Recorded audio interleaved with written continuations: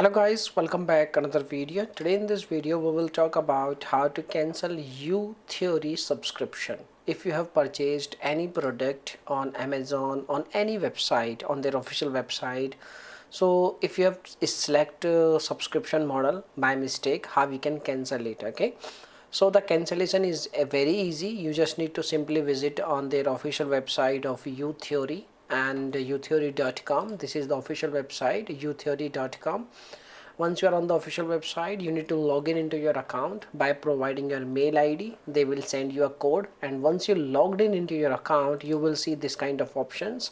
When you click on your profile icon, there is an option at the very top side, subscription. Okay, when you select this option, subscription, you will see your all the active subscriptions on this page. If you see like you don't have any subscriptions, it means you don't have any subscription. If you have any subscription active, then you will see all the list. You can select the subscription and you can manage your subscription. You can pause your deliveries and you can cancel your subscription. You can cancel your deliveries. Okay, so by using this way you can easily cancel your subscription. Now if you have any questions, you can make a comment. I will reply you very soon.